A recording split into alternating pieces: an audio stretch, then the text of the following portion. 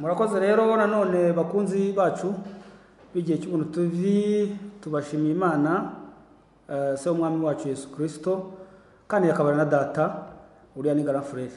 Yes. Uriya tuvindi imwe rwose. Yesu ni Grand Frère cyane.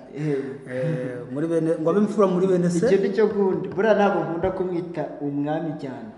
Nubwo nabyo ari bifite ubusobanuro.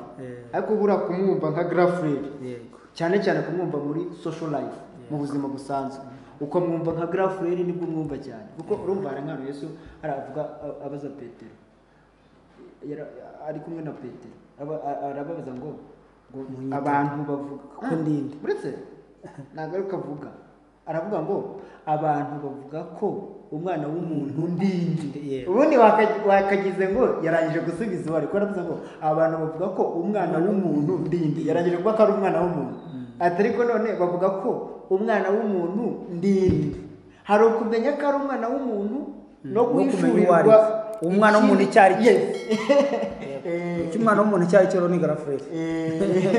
Ni imfura muri bene se bece. Babyawe n'Imana. Kandi bahuje umubiri n'amaraso. Imana ishimwe cyane. Ntabwo ari ibintu bifindafinditse nuko bahuje umubiri n'amaraso. Birahuye rero ntago ari ibintu bifindafinditse. Ubwo rero twatangiye ni Ego Daniel nkuko nari mbivuze na Yeme turi kumwe. Hari n'undi mugabo uri hano nawe tujya tuganira. Murakoze. Reka rero tusome ijambo ry'Imana niturangiza turiganireho. Hariho umuntu Yohana ubutumwa bwiza uko bwanditswe na Yohana igice cya 3 duhera ku murongo wa mbere tugeze ku murongo w'8. Hariho umuntu wo mu bafarisayo witwaga Nikodemo uwo mu batware w'Abayuda. We yasanze Yesu nijoro aramubwira ati mwigisha tuzi yuko uri umwigisha wavuye ku Mana kuko ari ntawe ubasha gukora ibimenyetso by'ukora keretse Imana iri kumwe nawe. Yesu aramusubiza ati ni ukuri ndababwira yuko umuntu utabyawe bwa kabiri atabasha kubona ubwami bw'Imana. Nikodemo aramubaza ati mbese umuntu yabasha te kubyarwa akuze yakongera agasubira mu nda ya nyina akabyarwa? Yesu aramusubiza ati ni ukuri ndakubwira yuko umuntu utabyawe n'amazi n'umwuka atabasha kwinjira mu bwami bw'Imana. Ikibyarwa n'umubiri nacyo ni umubiri, n'ikibyarwa n'umwuka nacyo ni umwuka. Bitangazwa nuko nkubwiye yuko bakwiriye kubyarwa bwa kabiri.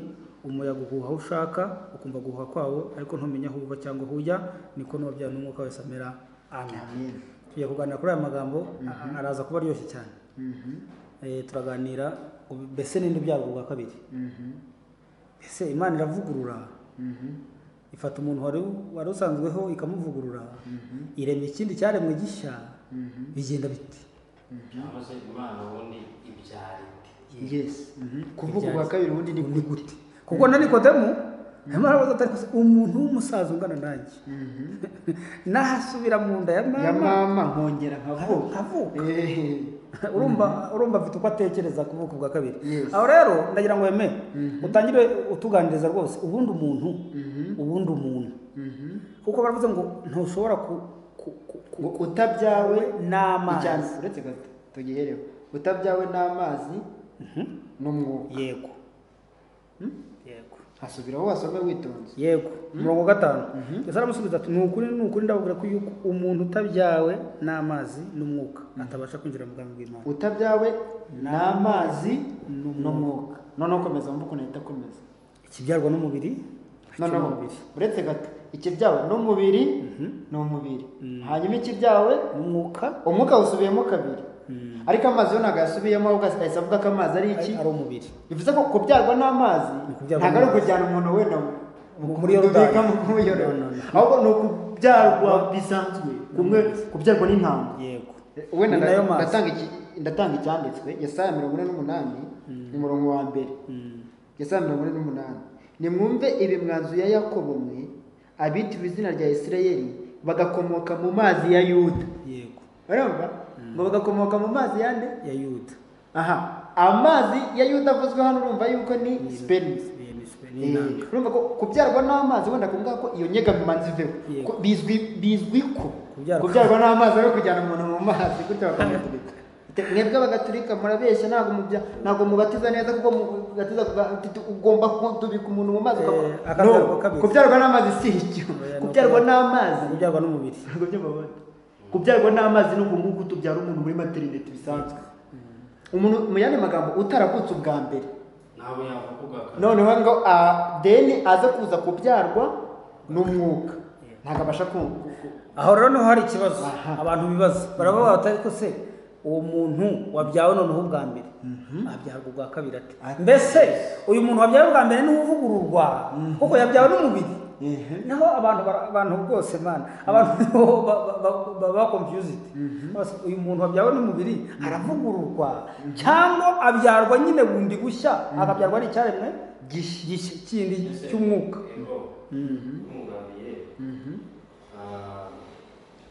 ahantu ubona ikibazo kubera ko abantu bareba ibigaragara bavuga ko umuntu yavutse kubera ko umwana nyine yavuye mu nda aravuka aramubona baranamufite icya mbere imana ntabwo imeze nk'abantu bifite physical properties wagenda bati imana ngiyi ndayifashe cyangwa ifite ahantu ikorera we nubwo wagenda ngo uyibone ni ukuvuga ngo rero imiterere yayo itandukanye n'imiterere y'umuntu bivuze ngo nushaka kubyumva nk'uko abantu bavuka cyangwa nushaka kumva ko imana yakabyaye nk'uko abantu babyara nabwo urabyumva nabi ubwo yishakira n'umugore yes utangira utekereza ibyo kurongora no kurongorwa ku mana kandi bishoboka hari akaburage mujya mwumva bavuga ngo yosefu ngo yishakiye umugore ngo imana iramurongora ngo babyara umwana witwa yesu urumva amatarite y'abantu y'uko bimeze nyamara kubyara kw'imana ko ntabwo guteye nk'uko abantu kuko imana ni umwuka bibiliya ivuga ko abayisema yesu niwe wabyivugiye ko imana ari umwuka sibyo ariko kandi ni nabyo kandi ni ibyo imana ivuga nibyo kuri sibyo noneho turamenya ngo umwuka ubyara ute cyangwa se turabanza tumenya ngo uteye ute ubyara ute sibyo kubera yuko yesu hano hepfo yarabisobanuye aravuga ati arimo asobanura nyine agerageza gufasha Nikodemo ati mu butayu nk'uko Mose yamaritse inzoka ku giti niko n'umwana w'umuntu akwiye kumanikwa kugira ngo urumva kubera iki Nikodemo yabajije ibyo kuvuga ubwa kabiri bakamubwira iby'inzoka bagahita bamubwira iby'inzoka no kumanikwa kwa Yesu aho ngaho niho hari y'ukuntu imana ibyara noneho ndashaka ko duhera ku muntu noneho kubyara kwayo biri muri makeya icyo wakwita nko gutera inda ku mana gusa uko bimeze biri mu kumenya umwuka iyo tuvuze umwuka it is not the oxygen iyo tuvuze umwuka tuba turi kuvuga imitekerereze n'imyibwirire sibyo urumva aho niho gakotse kuko urumva ako kantu Papatisi yaratangiriyeho aravuze ati atanze definition y'umwuka sibyo aravuze ngo imana none Yesu aravuze ngo utabyawe n'umwuka mu yandi magambo utabyawe ni imana sibyo se nibyo sibyo se nibyo noneho ubwo imana rero nicyo ushatse kuzana uti ibyara iti ese ivugurura umwana umuntu wari usanzwe ubwo icyo ntabwo cyaba ari icyaremwe gishya cyaba ari icyaremwe kivuguruye iyo ni rehabilitation no kuvugurura sibyo navuge kandi ariko kandi mwitonde none se ubundi ko uwa mbere yabyawe n'umubiri umvugira icyo mubwira yabyawe n'umubiri hangane gatoya yabyawe n'umubiri urumva none se iravugurura nayo irabyara mu mubiri ko abantu kuko nicyo abantu basa nkaho bibaza iki ni ikindi kiremwa cyangwa se ni uwundi mwana igiye kubyara urumva none abantu bakibaza ati se uyu muntu wa mbere wari uriho kuko naho ishingiro ry'abantu babariza ese umuntu wa mbere wari uriho niwe imana iri buvugurure ikamuhindura icyaremwe gishya rero reka mwungana kandi buriya umuntu umugore n'umugabo iyo habayeho guhura kwabo barema umubiri sibyo noneho umwana uvuka avuka nta bwenge afite sibyo muri makeya uburere akurana cyangwa ubwenge akurana urumva abukomora kuri environnement arimo, yaba ababyeyi cyangwa umuryango arimo, cyangwa agace atuyemo. Ibyo bamutoje nibyo bingana n'ubwenge. Sibyo? Muri make baramubyaye mu buryo bw'umubiri, ariko noneho no mu buryo bw'umwuka w'abantu barimo baramenyereza ubwenge bwe. Umwana wakuriye mu ngagi amenya ubwenge, donc ibitekerezo bye bigendana n'ubuzima bw'ingagi. N'umwana ukuriye mu bantu bamubyaye mu buryo bw'umubiri buri fizike, ariko no mu buryo bw'ibitekerezo baragomba kumubyara. Sibyo? N'Imana rero nuko ibyara. Urumva? Ntabwo Imana iza kuvugurura imitekerereze yawe ngo wenda wakomoye ku bantu ngo nirangiza ngo ikunganire. Bivuze ko abantu bayitangiriye.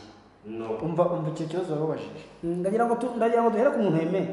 Ndabizi neza ko turi bukavuga ku kantu. Iki kibazo umuntu. Ubundi uyu muntu wa mbere, uyu muntu twita uwa mbere, wabyawe n'amazi. Ni iki? Kugira ngo noneho abantu batazagira ngo niwe Imana ivugurura. Uyu muntu ni iki? Umuntu wa mbere ubundi ni uwuhe? Yego. Noneho kukubyara ubwa kabiri nabyo tuze kubigeraho. Uko abyarwa noneho ubwa kabiri. Yego. Umuntu wa mbere ubundi ni uwuhe? Kuko ubwo turajya gutangira. Tujye kureba ukuntu umuntu yaremwe, tujye kureba ukuntu umuntu yaguye, turebe n'ukuntu umuntu agaruka avuka ubwa kabiri. Sibyo? Kuko hano muri Samariya bya hano Paul babivuga mu Bakorinto 15. Yego. Ku murongo wa 45. Uko niko byanditswe ngo umuntu wa mbere ari we Adamu yabaye ubugingo buzima, na Adamu wa nyuma yabaye umwuka utanga ubugingo. Urumva hariho abantu babiri bari totally different. Yego. Umaze ibyo bintu, hari abantu babiri batandukanye cyane. Hari umuntu wa mbere wabaye ubugingo buzima, hari n'uwa kabiri wabaye umwuka utanga ubugingo. Ariko umwuka si ubanza, ahubwo umubiri niwo ubanza hagaheruka umwuka. Ni ukuvuga ngo ubugingo buzima nibwo bubanza, hagaheruka umwuka utanga ubugingo. Umuntu wa mbere yaturutse mu butaka, ariko akaba ari uw'ubutaka. Urumva? Naho umuntu wa kabiri yaturutse mu ijuru. Nk'uko ubutaka ari, niko n'abo ubutaka bandi bari. Kandi nk'uko uw'ijuru ari, niko n'ab'ijuru bandi bari. Kandi nk'uko twambaye ishusho y'ubutaka, niko tuzambara ishusho y'uw'ijuru. Aha murongo 50 rero. Nuko bene data icyo mvuga ni iki, yuko abafite umubiri n'amaraso bisa batabasha kuraga ubwami bw'Imana. Umva noneho point nashaka kuvuga cyane. Kandi ibibora bitabasha kuragwa ibitabura. Bari magambo, umuntu wa mbere adashobora guhura n'umuntu wa kabiri. Arabora, uwa mbere arabora. Kuko umuntu wa mbere arabora. Kandi nituvuga arabora, ntiwumva ko ari ukubora byo kubora kwa body. Yego. Aha. Niho bageze. Kuko ngo ibibora, hari bandi bagira ngo kubora tuvuze n'uyu mubiri. Kuko n'umuntu wa nyuma nawe body irabora. Sibyo se? N'umuntu wa nyuma body ye irabora. Yobora bizango rero ngo ngibibora ntabwo bibasha kuragwa ibitabora. Ntabwo ibibora avuze biba decayed. Cyo ngo wena n'uyu mubiri buryo ubora. Aho rero naho dusanga gusobanura kugira ngo abantu batwumve. Reka duhere mu itangiriro. Turasoma mu itangiriro igice cya mbere umurongo wa 16, dusomwa no mu itangiriro igice cya kabiri umurongo wa 7. Igice cya mbere 26. Iravuga ati Imana iravuga iti tureme umuntu agira ishusho yacu ase natwe batwara amafi yo mu nyanja n'inyoni n'ibisiga byo mu kirere n'amatungo y'isi yose n'igikuruka kiri hasi cyose. Imana iri mu muntu ngo agire ishusho yayo, afite ishusho y'Imana niko yamuremye, umugabo n'umugore niko yabaremye. Igice cya kabiri umurongo wa 7. Uwiteka Imana iri mu muntu mu mukungugu wo hasi, imuhumekera mu mazuru umwuka w'ubugingo, umuntu ahinduka ubugingo buzima. Aribyo byanditse Paulo avuze hejuru. Uko Imana yaremye umuntu agahinduka ubugingo buzima, ariko ubwo bugingo buzima bukaba bubora. Yes. Si byose? Yego. Bukaba bubora. Noneho hakaba ariho uwaturutse mu ijuru rero. Yego. Uko akaba ariko Imana ibyarayo. Biturutse mu ijuru. Bidaturutse mu mu butaka. yego bidaturutse mu butaka. Abantu iki kintu bakitondera. Kubyara ubwa kabiri ntabwo bituruka Umugani wa Yohana ahantu aho ari hose, ahubwo bituruka mu ijuru. Kuko n'ab'ijuru bandi niko bari. Kuko ni imfura muri bene se. Yego. Urumva hari iyitaka Imana yabumbye, yavuze ngo Uwiteka Imana irema umuntu mu mukungugu wo hasi. Uwo ni umuntu, sibyo? Imuhumekeramo umwuka w'ubugingo, umuntu ahinduka ubugingo buzima. Hari umuntu wo mu mukungugu, hari n'ubugingo buzima, umuntu ahinduka ubugingo buzima. Uwo ni umuntu w'umubiri. Rero uwo ni w'Imana yaremye, ariko agira gute? Abora. Siko wavuze? Siko na Bibiliya ibivuga? Ni ukuvuga ngo haremwa yari ubugingo buzima, sibyo?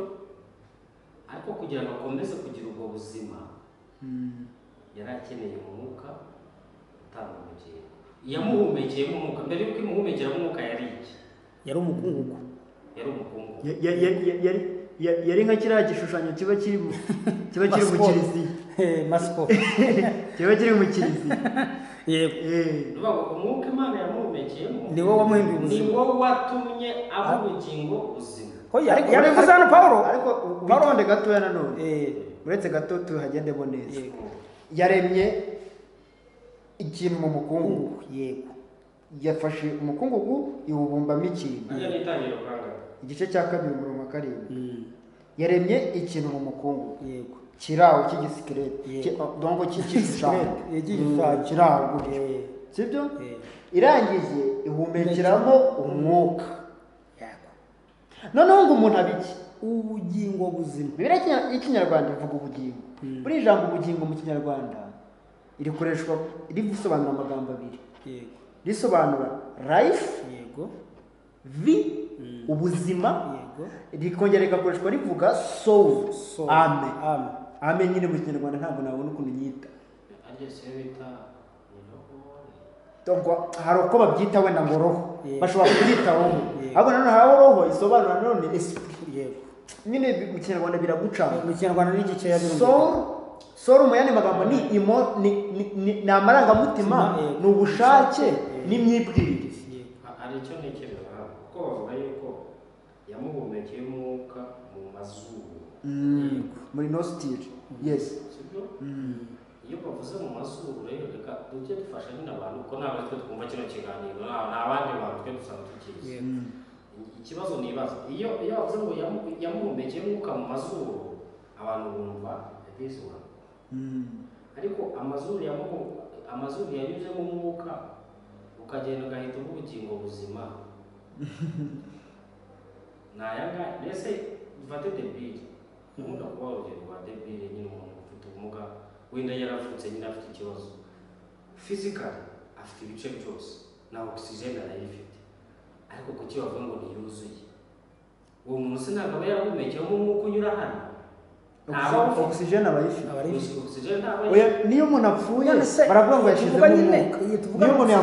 Niyo umuntu yapfuye uretse gato, niyo umuntu yapfuye baravuga ngo yashizemo umwuka. Sibyo? Ariko oxygen ibihari. Yego. Sibyo? Mu kirere se ntibihari bwo yashize. Ntabwo oxygen iba yashize. Nabwo ntiba yashize. Kandi n'ubundi oxygen ntabwo iba mu mubiri, iba mu kirere, iva mu kirere iza mu muntu. Nyine ariko ivuye hanze. Ntabwo iva mu muntu. Ahubwo mu muntu havamo carbon dioxide akaba ari isohoka. None n'ubundi umuntu apfa oxygen imujyamo igihari. Niwumva yuko umwuka uba washize nta ubugingo nyine, nta nubwo wakavuze ngo umuntu yashizemo umwuka kandi nta mwuka umubamo. Kandi nyine umuntu ari uwo mwuka. Nicyo nari ndimo mvuga nuko yaragize. Yamuhumekeyemo esprit vivifiant. Urumva? Noneho ngo umuntu ahinduka a living soul. Mene magambo yahindutse ubugingo buzima. Yes. Yahindutse a living soul. Kansome hano muri King James. He became a living soul. Yahindutse the breath of life. Kabiri umurongo wa karindwi. yego And the Lord God formed man of the dust of the ground and breathed into his nostril the breath of life. The breath of life. and man became a living soul. It's not a living life. living soul. A living soul. Yamuhumekeyemo umwuka uhesha ubuzima, noneho ahinduka amarangamutima, ubushake n'imyibwirire bibaho, bishoboka, bigenda bikoze. Ntabwo ubuzima yamuhaye ari ukuvuga ngo ni life, yamuhaye ubuzima bwo gutekereza no kugira ubushake no kwibwira. urumva ko abantu ariko abantu bahita bayobera ubuzima, umwuka Imana yahumekeye muri umuntu wa mbere wamuhaye ubuzima bwo gutekereza. Ndongo umva ko nashaka kugira ngo mvuge umuntu, kuko ngo umuntu ahinduka, umuntu aba, mu yandi magambo aba umuntu ni iki? Definition y'umuntu ni living soul. yego Sinzi nimba kubyumva. Umuntu aba a living soul. Sibyo se? Umuntu aba tekereza amarangamutima. Suri kubyumva. Bivuze yuko umuntu ubwo ngubwo ntabwo ari umubiri, ahubwo ni ya soul. Sibyo se? N'umuntu wese igihe turajya tuvuga ijambo umuntu ukumva umuntu utanga iyo soul urimo wibeshye. Iyo tuvuga umuntu wumva living soul, ubugingo buzima. ariko abantu ubugingo nka life muri context y'ibitekerezo, amarangamutima n'ubushake. kuko iyo bavuze ngo umuntu ntiyuzuye, umuntu wacitse akaboko ntabwo bavuga ngo ntabwo yuzuye, ariko umuntu erega umuntu uba wagiye no iyo umuntu yapfuye ni ibyiyumviro ntiwamukoraho ngo ababare, ni amarangamutima, nta seka nta riri, ni ibitekerezo. uwo niwe wagiye byagiye rero. Ako kantu Papa Wetisa avuze karantangaje.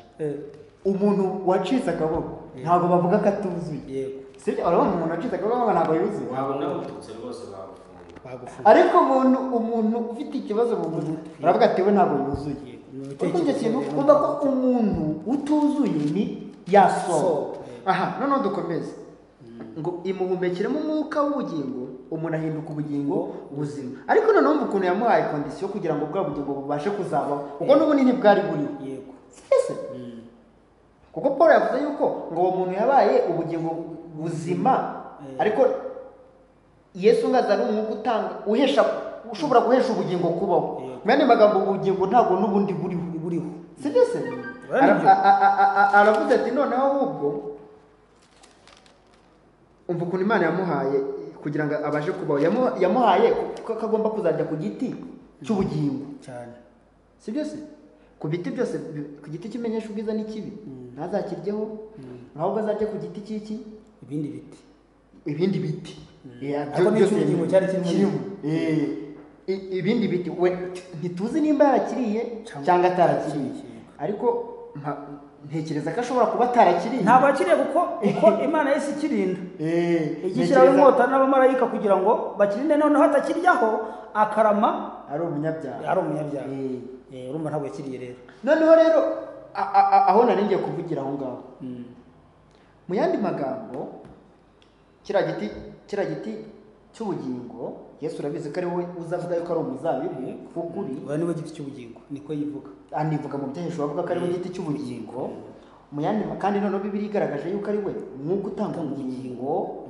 Ara mu Bakorinto ba 15 Yesu niwe giti cy'ubugingo, niwe mwuka utanga ubugingo. Mu yandi magambo kugira ngo uyu muntu abeho, nuko yagombaga kuba imbuto, nuko yagombaga kugira umwuka utanga ubugingo, ariko kurya kuri cya giti cy'ubugingo.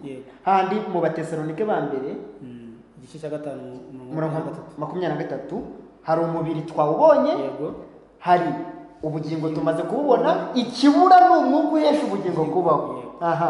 Sibyo? None uyu muntu ahubwo dore umwuka we yakiye umwuka witwa igiti cy'ubwenge bumenyesha ikibi n'icyiza. Uwo niwo mwuka yakiye. Niwo mwuka yakiye. Kugira ngo yakire umwuka w'igiti cy'ubugingo. Amina.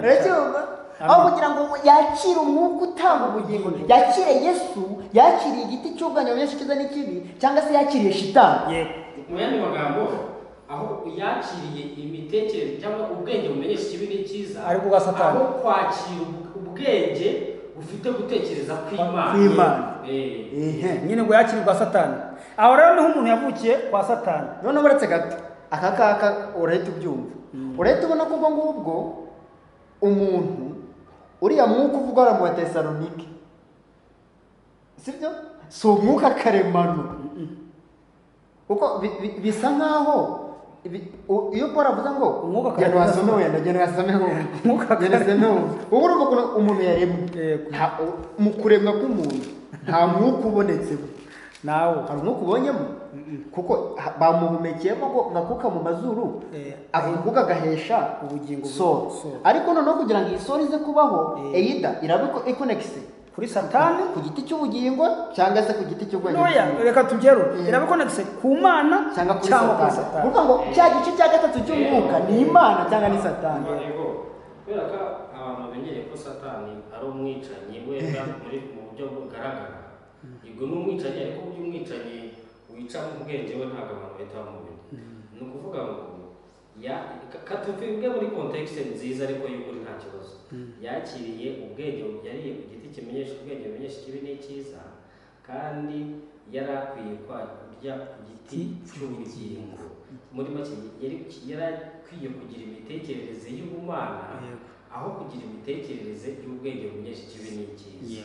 Kubera ko yahise agira imitekerereze y'ubwenge bumenyesha ikibi n'icyiza, icyo gihe yahindutse uwa Satani, kuko kumenya ikibi n'icyiza yabiheshejwe n'ubwenge butavuye ku Mana.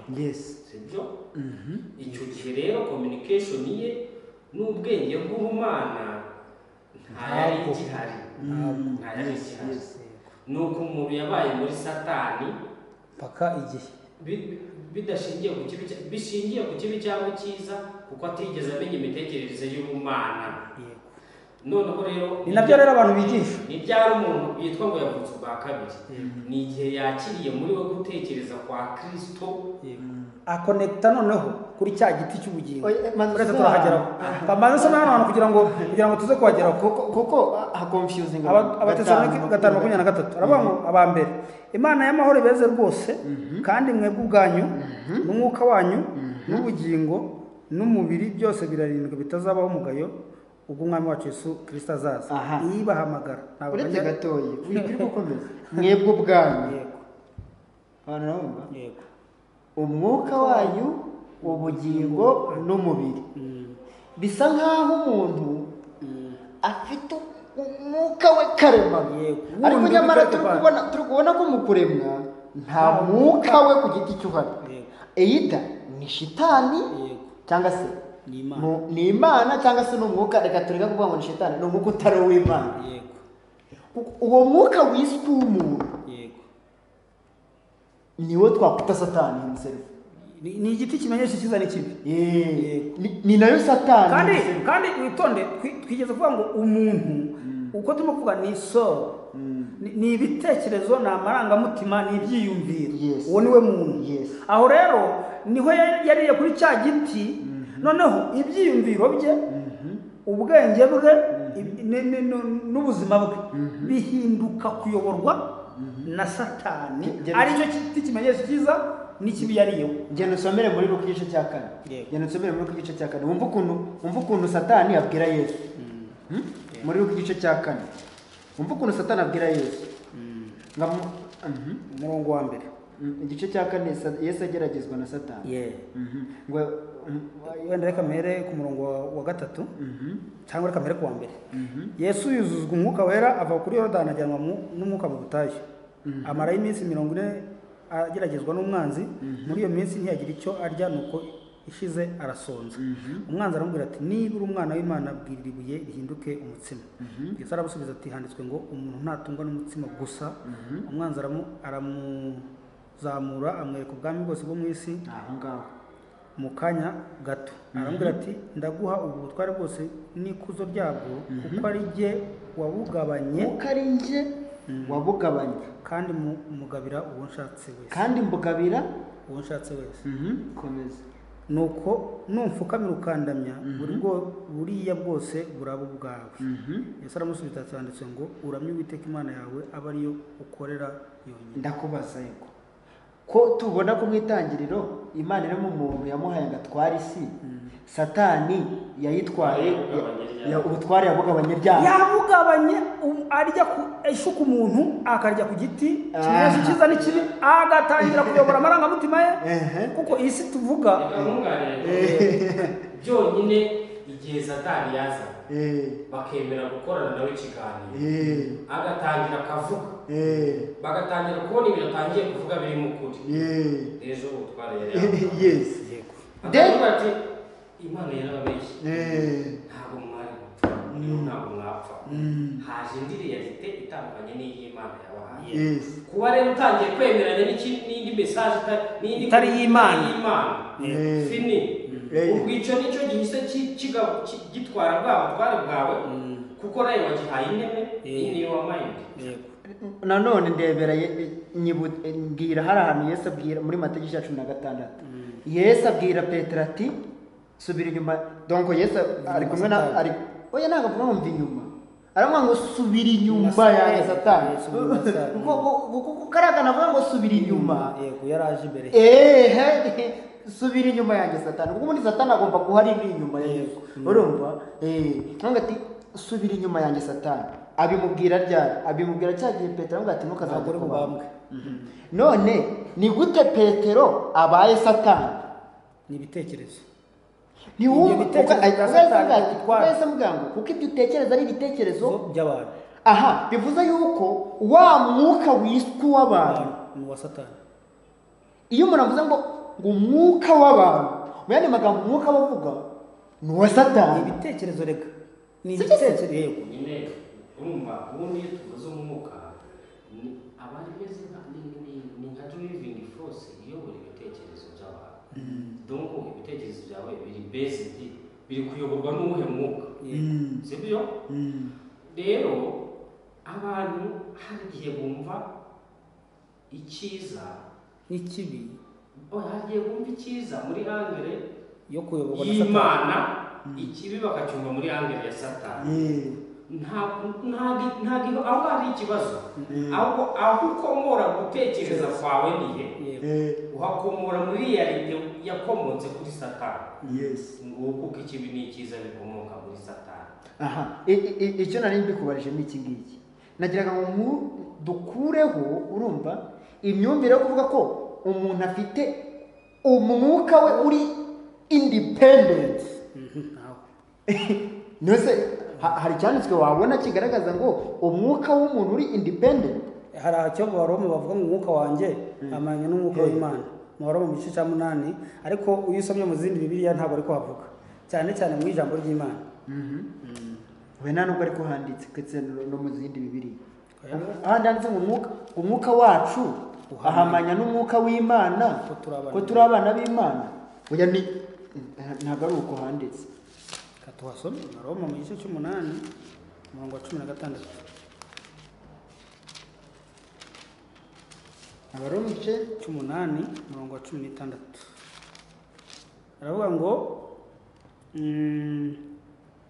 kuko mutaha umwuka w'ububata basubiza mu bwoba uwo ni wa 15 aho mwahawe umwuka ubahindura abana b'Imana ututatutse abadata umwuka w'Imana ubwe ahamanya n'umwuka wacu yuko turi abana b'Imana kandi ubwo turi abana b'Imana turabarwa ndetse turi abaragwa b'Imana turi abaraganwa Kristo niba tubabarana nawe ngo duhanwe nawe ubwiza nawe ariko reka nsome muri ijambo ry'Imana nawe usome mu Cyongereza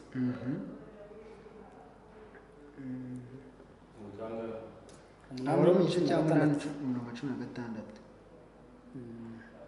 Abaroma igice cya 8 umurongo wa 16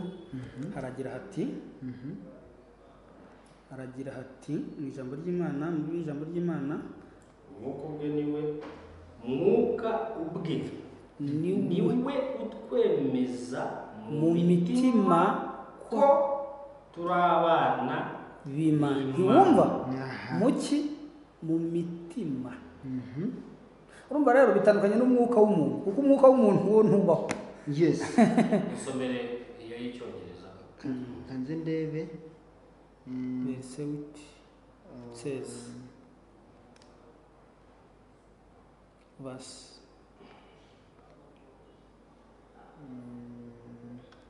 kanze ndebe muri Amplified Bible.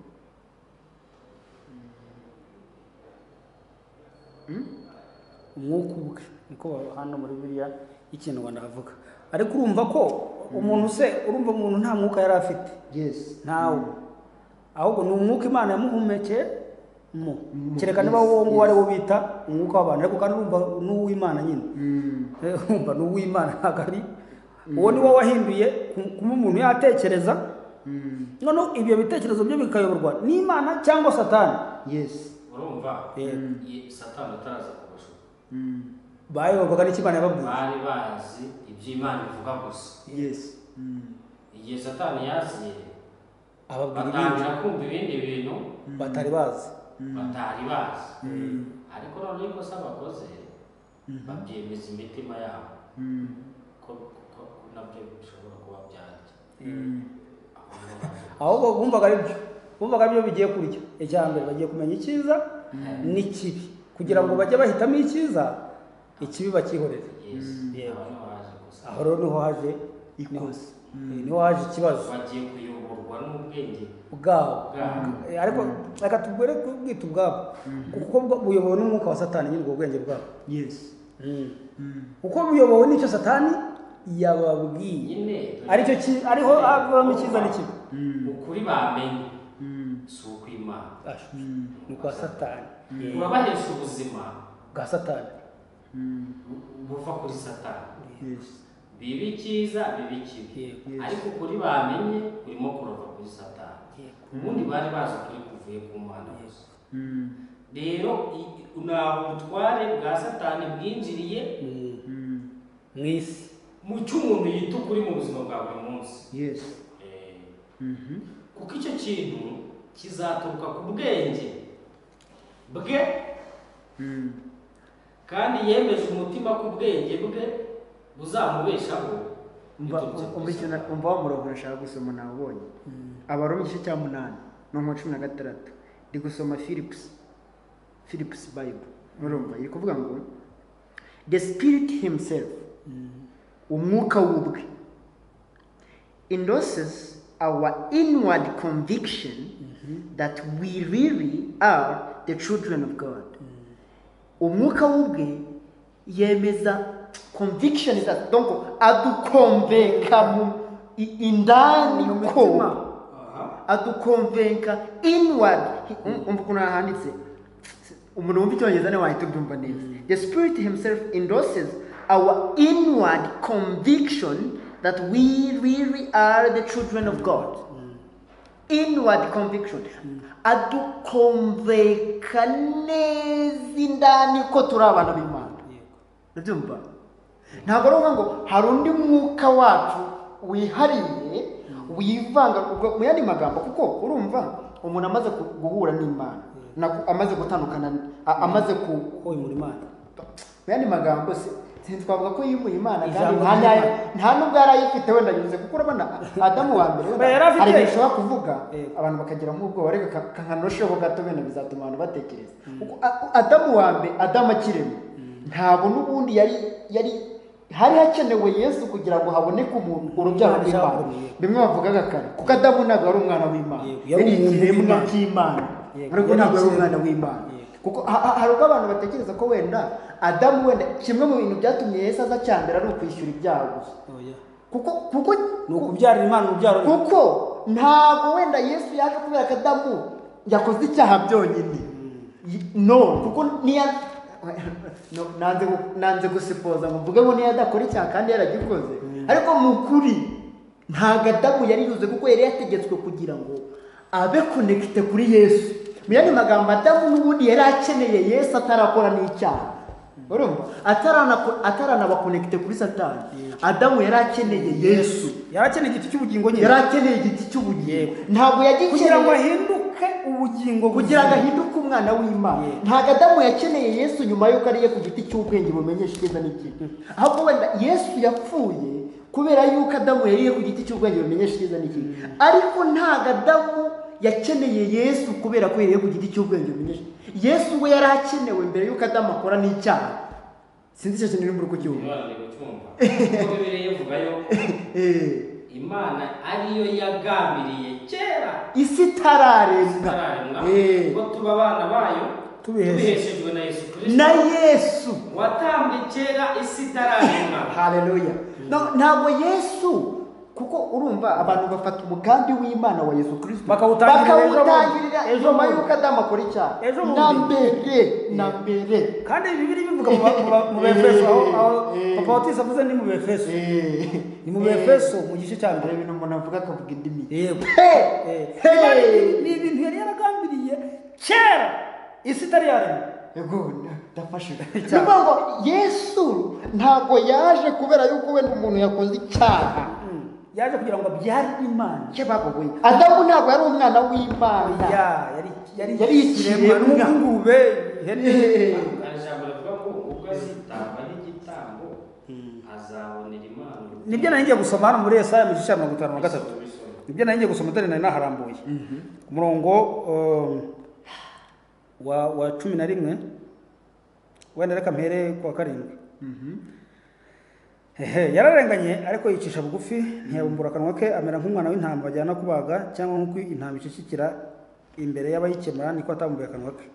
Guhemurwa no gucirwaho iteka nibyo byamukojeho. Muri iki gihe ninde witaye ko yakuye mu isi y'abazima akaba yarakubitiwe ibicumuro by'ubwoko bwe? Bategetse ko hambanwa n'abanyabyaha, yari kumwe n'umutunzi mu rupfu rwe, nubwo atagira urugomo kandi ntagire uburyarya mu kanwa ke. Ariko Uwiteka yashingiye kumushenjagura, yaramubabaje. Ubwo ubugingo bwe buzitambaho igitambo cyo gukuraho ibyaha, azabona urubyaro, azarama, ibyo Uwiteka ashaka bizasohozwa n'ukuboko kwe. Azabona urubyaro. Ntabwo Adamu wa mbere ari umwana, ntabwo Adamu wa kibawe, Adamu wa mbere ntabwo yari umwana w'Imana. Hari Yesu yabivuze mu mvugo ishimije, azajya mu bantu bakunda kubikomentingaho. Igihe Yohana yababarizwaga muri gereza agahita atuma abigishwa be ngo bajye kubaza Yesu ngo mbese ni wowe Mesiya cyangwa dutegereze undi. Hari ahantu Yesu yavuze ngo mu babyawe n'umugore ntawuta Yohana, ngo ari ku muto wo mu bwami bwo mu ijuru, umuto wo mu bwami, Yohana the first prince. Urumva uwo muto rero abantu ntabwo bamwumva. Umuto mu bwami bw'ijuru, sibyo?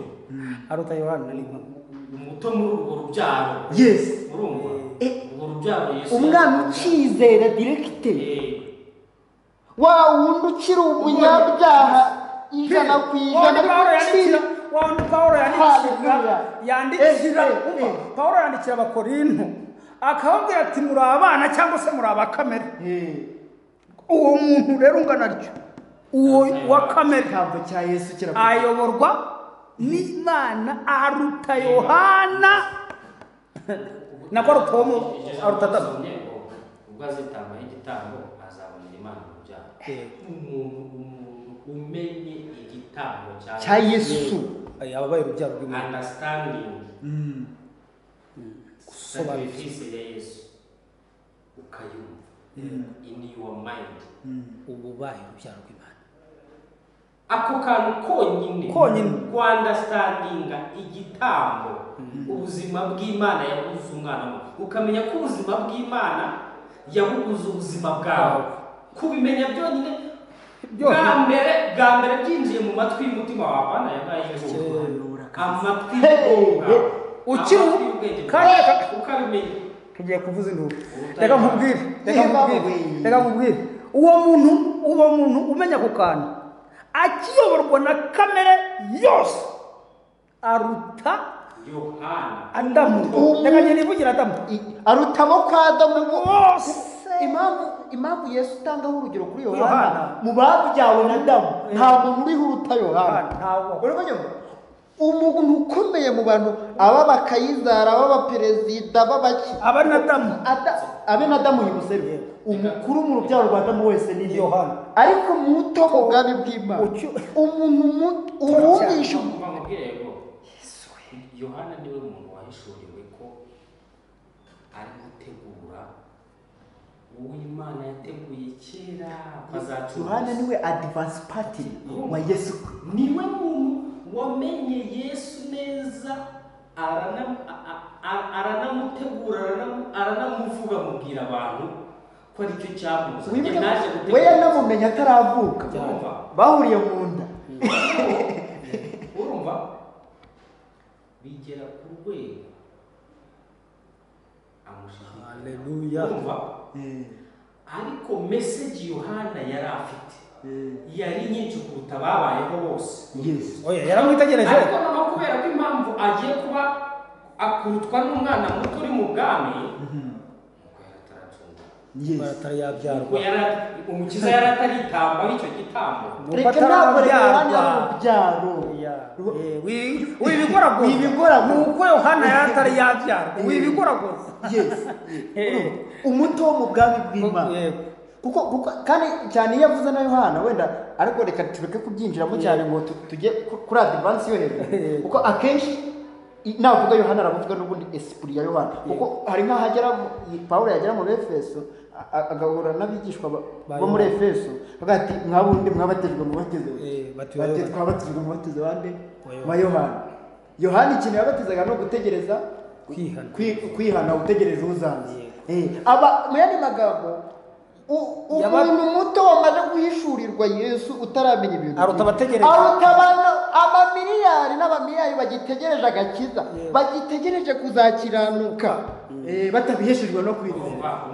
Umwe yamaze kwakira ubuzima bw'Imana, undi aracyabutegereje kubyarwa n'urupfu rwa Kristo. Ubwo buzima yabwakiriye muri we, undi aracyategereje kuzacungurwa. uwo ni umubatizo rero ategereje kuzaba wa wundi wa Yohana. None rero ibi bije cyagenda ndimo mvuga nti umuntu akimara kwakira aho kugira ngo akareka kwakira Yesu akakira Satani, akakira igiti cy'ubwenge bwinshi cyiza n'ikibi, Imana yimuvuze ariko akakanu utakarenze ubugingo. Urumva uyu muntu kugira ngo abantu batwumve neza, ugiye kugasubiramo kugira ngo abantu bakumve ubu bugingo living soul yari ifite kuyoborwa n'Imana cyangwa na Satani. Yes. Yego. Aho kana abantu bakumve uyu mwuka Imana imumekeye mu muntu wari ufite kuyoborwa n'Imana, ubwo bugingo buzima, ubwo ayo marangamutima, sibyo ibyo byiyumviro, ubwo bushake byari bifite kuyoborwa n'Imana cyangwa Satani. None rero umuntu arya ku giti kimenyesha icyiza n'ikibi, abahisemo kuyoborwa na Satani. Aho rero niho yabereye umwana wa Shitani. Noneho ntago atandukana na iyo Imana imuvuga, urumva iyo Imana imuvuga imwita Satani. Yego. Ntaho batandukanye kuko buretse gato reka ntabwo ndagira ngo nkasobanure. Reba ukuntu Yesu avuga, aravuga ngo mukomoka kuri so Satani, agatanga impamvu ngo kera Satani ni umwicaye, ngo kandi ni umunyabinyoma, ngo navuga ibinyoma arabavuga ibyo kuko uherekera ni umunyabinyoma. None reka tujye muri Numbers mu kubara. Mose ngo ukuntu abwira abantu ngo Imana si umuntu ngigira ute ngibeshye. Satani Yesu amwise umubeshyi, umunyabinyoma. None Mose arongera araje avuze ati Imana si umuntu, mu yandi magambo umuntu arabeshya, umubeshyi. Donc umuntu egal spirit ya Satani. Impamvu nuko umuntu afite realite ya Satani, realite yanjye muri kavukire ikomoka kuri Satani, sibyo? Nta gutekereza ko Imana icyo ubundi nakabaye icyo nita ukuri gikomoka ku Mana cyangwa gikomoka mu bitekerezo y'Imana, noneho sinayizi muri kavukire yanjye. Muri makeya si igitangaza nyine kuba mfite gutekereza kwa Satani. No muri kamere ho n'Imana ivuga ni cya cyiza, ariko nacyo kiva kuri Satani, kuko umuntu bita akakorera Imana. Watumvise ibitekerezo yakavukire ko bivuga, ni ukuvuga ukuvuga ngo njyewe ndamutse mvukanye umutima mwiza wo gufasha abantu kubatega amatwi ibintu nk'ibyo ubu abarwayi nyine ukabafasha abakene nyine mugasharinga ibyo utunze ibyo byose ukabikora urumva kuko nyine sosiyete iri kubyita byiza ariko kubera ko ubwenge bukubwira ko ari byiza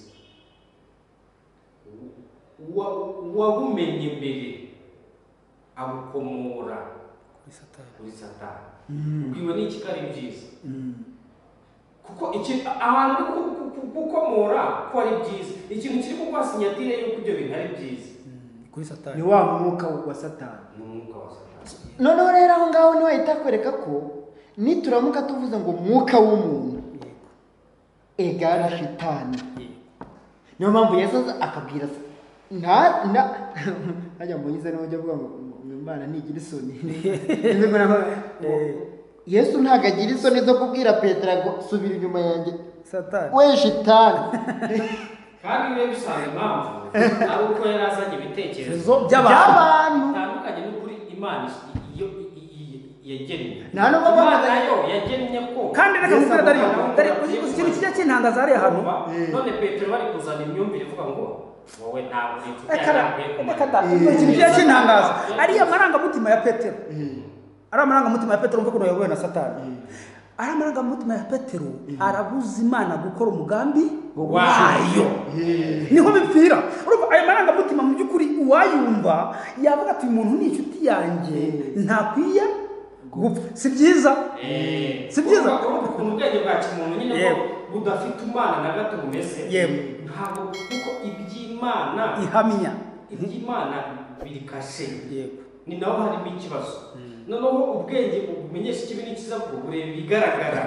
Reka mvuge mu urumva amarangamutima nayo irabizi ko mu rupfu rwa Kristo ariko Imana izabyarire niho turi guhinduka bere, niho turaba n'abaziranenge imbere yacu, niho tutari bwongere kugira ngo baza nayo. noneho Petero bakavuga ati kandi ari amarangamutima uwo mwuko ugaragara nk'urimo impuhwe za satani kandi ari amarangamutima Petero yari afite. Uzacunge kwigabura abantu benshi niyo baba bafite gatare ku mwami yarapfuye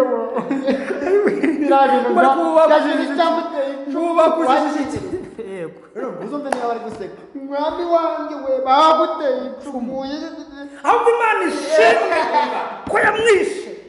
Imana ishimwe ko yamwishe. sinzi niba abantu baza kwenganira cyane kubera kino kiganiro turi kuri ya miterere turi kudiferansiyetinga umuntu wa kera n'icyari mu gihe ntabwo turinjira neza muri sije turimo turavugira ngo twagize ku musaraba nyine cyari mu gihe ntabwo kirarimo. Reba noneho umuntu ari kurira ari kurizwa n'ubwo Yesu yapfuye kandi mu rupfu ariho yaboneye Imana urubyaro. ahubwo naho tugomba guserebura mu ijuru. Wasomye mu gice cya gatanu cy'ibyayifuza ye baba we muri cyagiye muri ya masaha 3 urumva muri ya masaha 3 uzabisomesha cya gatanu cy'ibyayifuza ngo hari hacecetse Bibiliya nikivuga ngo mbona mu ijuru ngo haracecetse bimera gutya. Ariko nano garo guceceka gusa bana nko mu ijuru buriya mu ijuru havugwa hariya wenda kuko mu ijuru ryaremwe n'abantu. Ijuru ryaremwe n'abantu biba mu mitekerereze y'abantu. Bisa nk'aho ari ahantu wenda hari Imana n'abamarayika ngo n'ibizima ngo bihora bigira gutya bitewe n'ukuntu babisoma. Bigasoma ari ahantu nko muri convention center heza ujye ufasha nk'umuntu ukamukura muri shiri ukamujyana nk'i Dubai atavuga ati rero ndigeze utatuma ntabwo bamwe agatwerekwa tukahabona ajyaga wereka ukahareba. Yego tureke iryo juru ryaremwe n'abantu. Ijuru ry'Imana ibivuga ni muri iyo si y'umwuka. Hari Imana ivuga ngo mu ijuru ngo hari hacecetse. Reka magusobanurire reka tumve. Uwe Yesu usoma mu byanditswe ukareba ari ku musaraba nta kintu cyari kiriho ku isi muri ya masaha kuko Christ yari yadrawinze abantu bose babayeho mbere ye abariho mu gihe cye n'abazabaho bose ngo mu ijuru ngo hahita ngo haceceka. Mu isi abantu bari bakiriho ubona bahari ariko mu ijuru havuzwe mu isi y'umwuka mu isi y'ibitagaragara abantu bose Yesu yabishyizeho bapfuye nta bantu bariho. Sinzi nimba gucyuka mu ijuru ngo ngabona Yohana yaravuze ngo ngiye kubona mbona mu ijuru ngo haratuje ngo nta kintu kiri kuvuga nta jwi na rimwe ngo haracecetse habaye vacuum. Mu yandi magambo mu ijuru abavuga hariya ntago ari ahantu Samuel ni mu mwuka, mu isi y'umwuka, muri dimension y'ibitagaragara, muri ya myuka y'abantu bose Yesu amaze kuyikusanyamo irapfuye, no nta kintu kiriho. Urumva Imana yagiye kurema none Imana nibyo igiye kurema. Nibyo nyabwira abantu ni ubundi kuremwa kwaremewe ku musaraba, kwaremewe Golgotha. Nibwo uramunsi abantu bajya babaranga iminsi ya mbere ngo ku munsi wa mbere Imana yaremye ibintu bajye babibara bahereye ku musaraba, kuko mbere yo ku musaraba twaba tugiye tubyibure. Ariko niyo mpamvu ako kantu nkavuze nyuma y'uko ngo hacecetse mu ijuru igice cya 5 ngo noneho yagiye kubona ngabona ngo hazamutse indirimbo ngo bararirimba indirimbo ya Mose ngo niyo mwana w'intama ngo batiyashimwe ngo ntama w'Imana ngo kuko ngo yacunguriye Imana ngo agahindura abantu ku bwoko bw'abamena batanye kandi ngo bazimana nawe yego bazimana na Kristo bazimana na warangiza babona bakumva ngo Yesu yarapfuye ukarira wumve ngo ngibyo mu ijuru byose ngo byahise bikubita n'Imana y'Umuseni. Urumva n'Imana ubwayo ngo byahise bikubita hasi icyubahiro cyayo ngero ati ni wowe ukwiriye. Urumva byose bikubita hasi ngo ni wowe ukwiriye. Noneho ngo twebwe abantu tuba tutiyo erega Imana niyo Yesu ibyo kwa tugiye mu yindi dimension. Icyo gihe biterwa n'uko abantu baba batarabyumva. Iyo uvuze Yesu haba hajemo mission yatumye kurivuka n'umubiri we n'ibindi ngibyo ngibyo, ariko Imana niyo Yesu. Mission yatumye Imana yihindura umuntu. Uko rero twatuma tuvuga uko umuntu yavutse mu buryo bw'umubiri, yabayeho mu buryo bw'umubiri. ubwo rero niba vuga cya kiremwa cy'umubiri urahita wumva shitani twagiye kwinjira ukuntu umuntu w'umwuka avuka rero twageze mu musaraba.